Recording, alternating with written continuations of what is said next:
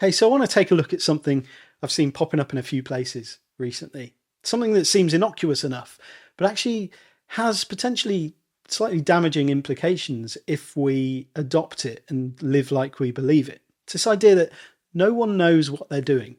And saw this post on Instagram recently. It says no one knows what they're doing. Nobody, not even the ones with degrees and big job titles and more things than you, not even the people on your vision board.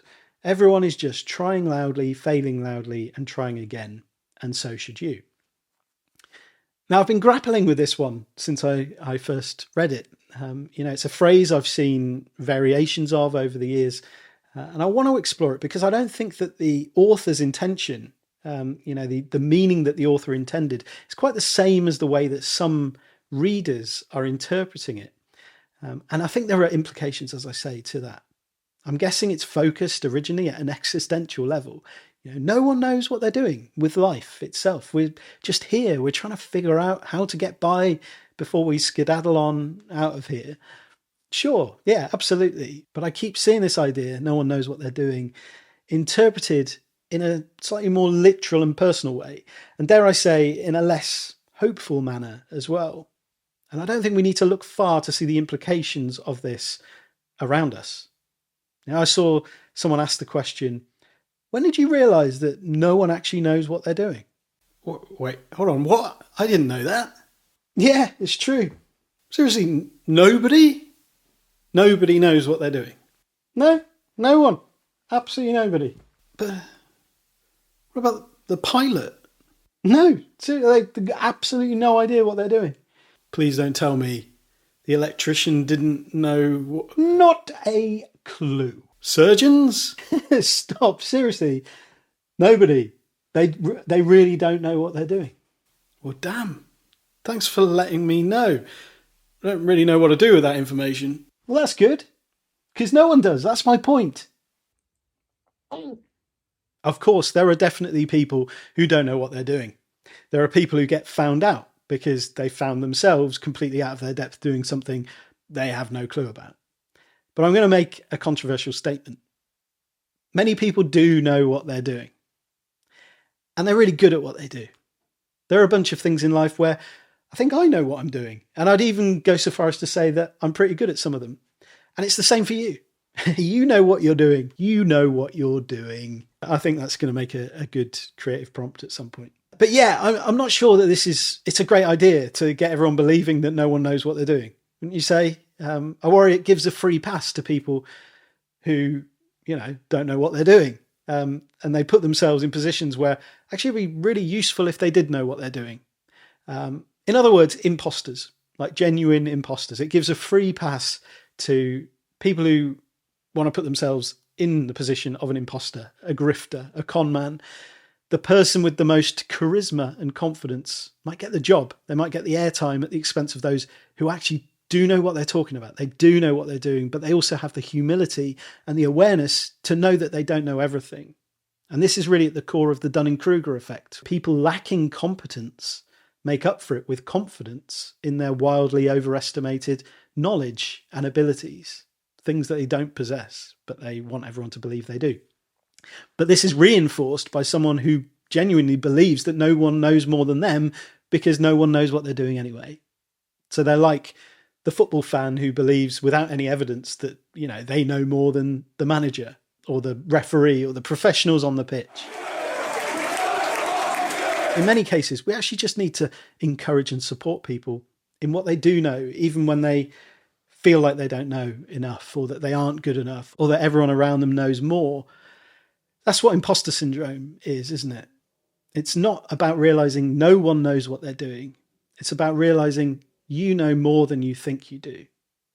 And so in that context, there's an important phrase missing here that makes a huge amount of difference. It's that idea of feels like they know. Many people feel like they don't know what they're doing, even though they do. And we might forget that people who do know more than us and have more experience than us didn't start there. They didn't start where they are now. They grew there. They learned their way there. They travelled there over time. And so, despite what some people might say the cure to imposter syndrome is It isn't to say, well, no one knows what they're doing anyway, so I deserve to be here as much as anybody else. Imposter syndrome is the feeling that you don't know what you're doing compared with those around you. Being an imposter is literally not knowing what you're doing and ploughing on regardless, believing it doesn't matter. It's dismissive of other people's expertise, of other people's experience. It's arrogant in its assumption that we don't need teachers or mentors or guides. It says, well, if they can do it, how hard could it possibly be? And it's why people get themselves in all kinds of pickles that other people then have to rescue them from.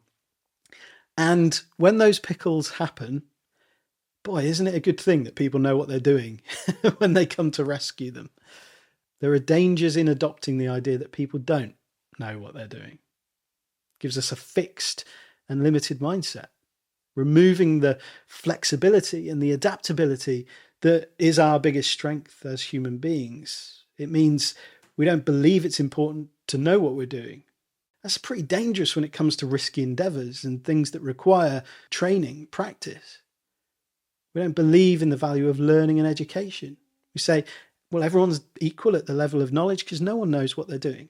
There's no point in actually studying stuff because you're only going to be learning from people who don't know what they're doing anyway. And so we lack respect by treating people who really do know what they're doing as if they don't. We don't appreciate the craftsmanship, the skills, the talents that people have. Often people who are phenomenally good at stuff make what they do look so easy that people who don't know what it is that they're doing look on and say, that looks really easy. I can do that. And so we take jobs from people who know what they're doing because we believe that rather than being qualified for the job, we just need to fake it till we make it. We'll figure it out. How hard can it be? No one knows what they're doing. And quiet people get overrun by imposters. I know so many people who are amazing at what they do, but they don't shout about it. And some of them don't realize quite how good they are. But loud, brash imposters, taken at their word, believed. And as we often see, confidence does not mean competence. And when quieter people are overlooked in favor of those who shout louder just because they talk the talk, it's not good for any of us. It's not even good for the people that get the job because they will get found out eventually and it won't end well. We've all seen that happen. And no, teaching people to be louder and more assertive isn't the answer to that little conundrum. And we need to keep developing new ways of slowing down and seeing through the BS. And at the very least, of not rewarding it. We also find it harder to discern between people who do know what they're doing and people who have used technology to generate a similar result. The Canvaization of the modern world creates this huge blind spot. And in a sense, a reinforcement of the idea that you don't need to know what you're doing in order to get results that sound and look similar to those of skilled professionals. And this plants a seed in our minds, that things are easier than they are because technology has enabled it. And on one level, that's great because it increases accessibility to creative tools and to the ability to express ourselves. But it also comes with a potentially false belief. I don't know what I'm doing and I still managed to create this amazing result. Therefore, no one knows what they're doing.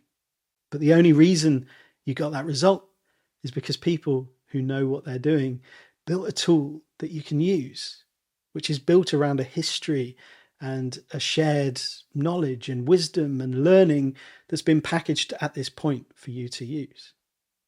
So where does this leave us? People do know what they're doing, but we don't need to throw this whole idea away. There is a truth beneath this idea that nobody knows what they're doing. No one is ever whole and complete. No one ever reaches that destination. Even those who are at the top of their field are aware of more that they could learn. People do feel uncertain and out of their depth at times. Doesn't mean that they don't know what they're doing. It just means they're human. No one knows everything, and they can't know everything. And we don't need to be prepared for every specific situation in order to cope with them. It might feel like we're winging it, but actually we're bringing together a lifetime of experiences around responding to new situations and circumstances. So I might feel like an imposter, not because I don't know what I'm doing, but because I'm human. And there is so much uncertainty tied up with that. I am not whole or complete, and I never can be. It doesn't mean that I don't know what I'm doing or that I can't reach a point where I do in the endeavours that I'm undertaking.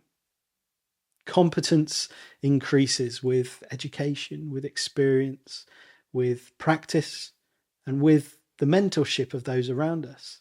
The journey is always continuing on. And I'll leave you with this.